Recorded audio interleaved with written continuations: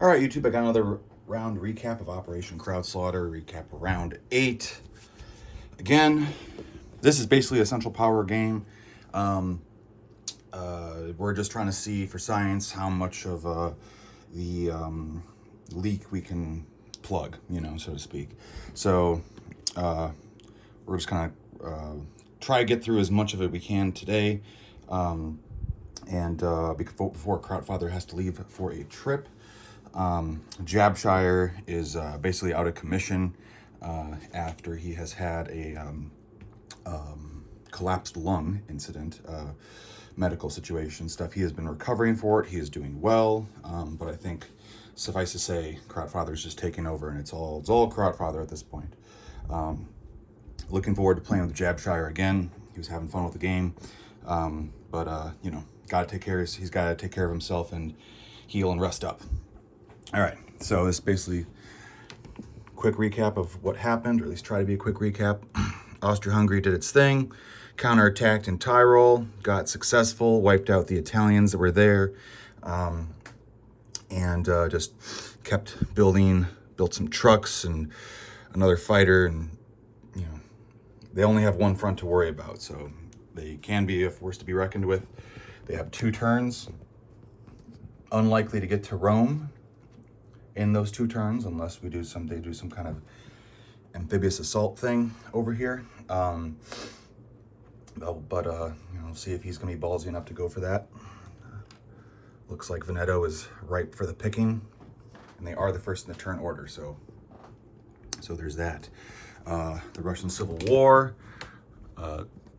is looking favorable to the Reds, and they have the most they have control of the most original Russian territories. Belarus is still contested, has been contested the entire Russian Civil War, as has Archangel. Those are just being kind of left as is right now, but he'll probably clear them up a little bit with these. And then, let's see, they had a big attack in Urals. Oh yeah, 1 second. Here is the Boneyard dish casualties for the round real quick. So machine gun was destroyed, trench works was destroyed, and a lot of the usual. Ottoman fighter was killed in a dogfight over here in Mesopotamia. We'll get to that later.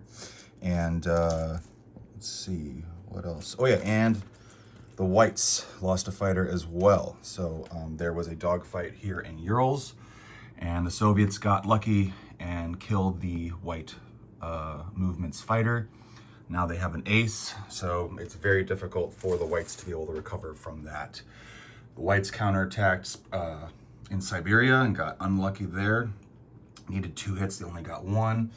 The Japanese, on their turn, took out contested Primory, which is where the trench works was destroyed. So that got freed up and given to the Whites on the Japanese turn. Let's see what else. The Whites also took out Kazakhstan and took out Kazan, which will stop the railing. He left it open, so we just walked in there, but that'll at least stop the railing of some reinforcements. But there's a significant amount of troops that can go from Urals to Siberia, any combination within there. But they're stuck in there for the time being. But I mean, inevitably looks like because the Allies got tied up over here, and with the situation and everything else going on, the Americans usually would help out a little bit, but they're just not in a position to do so. So I'm thinking it looks like the Soviets are going to be winning the Fate of Russia point, probably. Germany, mass congregation in Belgium, Rhine province, and let's see what else. Wiped the last Frenchie that was in Alsace with minimal ground units and air and all of his air units. France moved out of Switzerland on their turn and tried to contest Alsace. Everybody on both sides missed.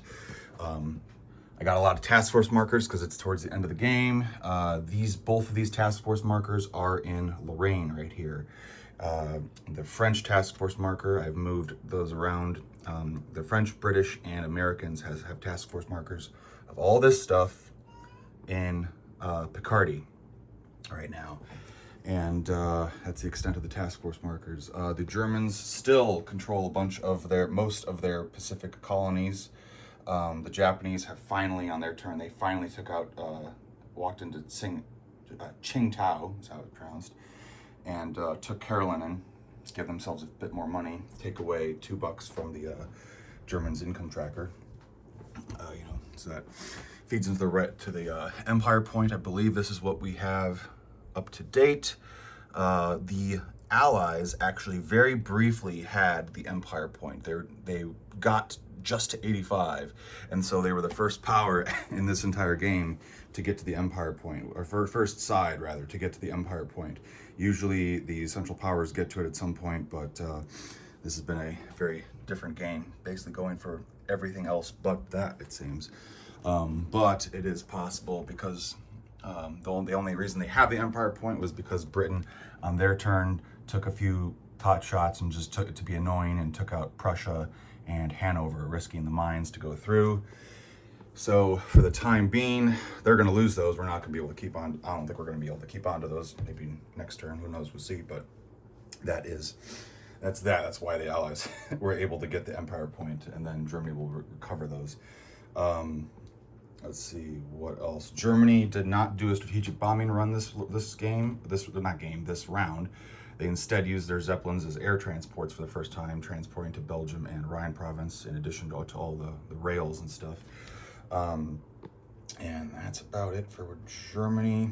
France, like I said, pulled out of Switzerland, wiped Burgundy, which was contested. He just left one infantry there, and then shuffled up north, and then brought their last African guy over to British East Africa. Britain has built some bombers out of Cape Town and used their transports and powers that they had built up in West India and brought over from South America, and I believe also maybe Egypt, to attack Mesopotamia. And that's where the dogfight occurred. One fighter getting promoted to an ace, and then on the Ottomans' turn, they counterattacked there, pulling their mass forces away from Persia. So that might be enough. Who knows? That might be enough to delay and save Bombay. I don't think the Austrians can go in there by themselves, with the Ottomans now 2 turns away. So call me crazy, but I think Bombay is safe. So it's just a matter of playing for the Middle East oil point, which is going to be very, very tough to crack. I don't know if the Allies will be able to take the point, but they might be able to get the point away from the Central Powers, which is really all that matters, but we'll see. The Ottomans also backed out of Palestine entirely. Nice bait. And then the Italians just sent one guy in from Egypt. The Italians, also the Ottomans, reclaimed southern Anatolia from the contesting Italians yet again. And the Italians sent their units they sent to France also are up in Picardy as well. So they got 3 infantry, 3 cavalry up there. So the Allies, while we're having a party right there. And they also pulled units back to Veneto and from Rome, fortifying in Tuscany and the Sea Zone 28, bringing units over there as well. So I think he brought units from Egypt, if I'm remembering correctly, to drop up there. I don't remember actually off the top of my head. Germany East Africa is still contested, and I doubt anything's going to happen there for the rest of the game. It's just been a standstill, basically. What else?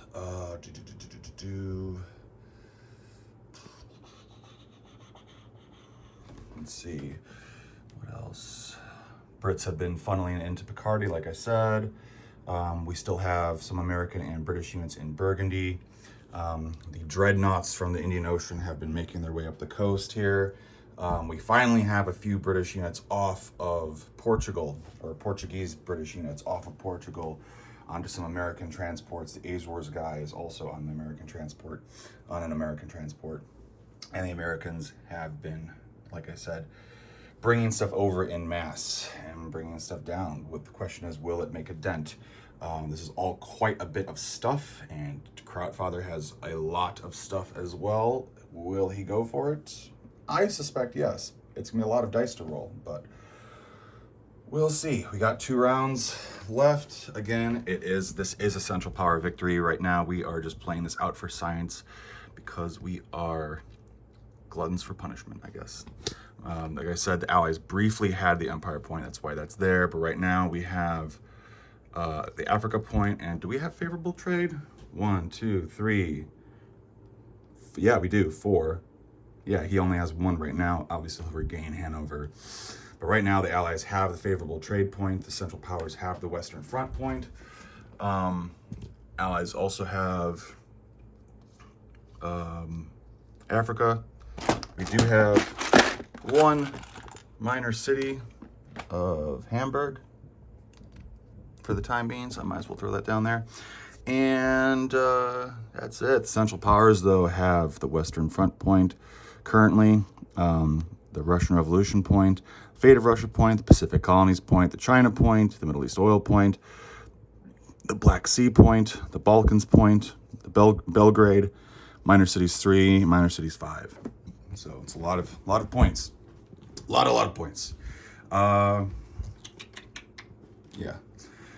Not sure if we can crack many of them. Oh, and for the time being, at least, actually, we have the Suez point. Although we're obviously not keeping that. But hey, you know what? Oh, and we have Jerusalem. You know, so we almost have, let me see. So we also have that. Where is it? Again, not that it matters too much, but I'm doing this recap, so I might as well address it. Yeah, okay. So, I see Mecca being vulnerable, but we'll see. Anyway. All right, so that basically is the recap of the round. Again, China is neutral and out of the war now, but Central Power dominated, and Japan is just not in a position at all to deal with that, and that would be a mistake to go into China. So there you go. That is basically a recap of the round. I'm trying to remember if I am forgetting anything. Britain has brought over units from Anzac finally into this. And let's see.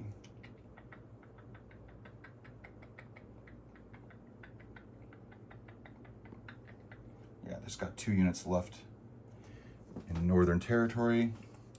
And that's about it over there. Germany. With what happened with this game, we're not even bothering with this. There's no way we can get the Pacific Colonies point. So well played with that, Krautfather. He also still has Chile currently and the Pitcairn Islands. Chile doesn't contribute to the Pacific Colonies point, but it contributes to the Reich point. Not Reich point. Misspoke. Empire point. Empire point. Okay. Anyway, that I think about does it, basically. We have the American fleet up here with lots and lots of transports. I can pick stuff off of Picardy. In Seazone 20 with some Brits, also defending the Brits. There's a dreadnought and some cruisers, along with all those transports. He's got 5 fighters in Belgium. Will he try to blitz it? I don't know. We'll see. But anyway, there's that. Trying to think if there's anything else I missed. Ottomans also moved a cruiser. They have a cruiser left, and they moved that to 32. Yeah, that's basically been it. Yeah, that's been it. All right. So, without further ado, let's get into round 9.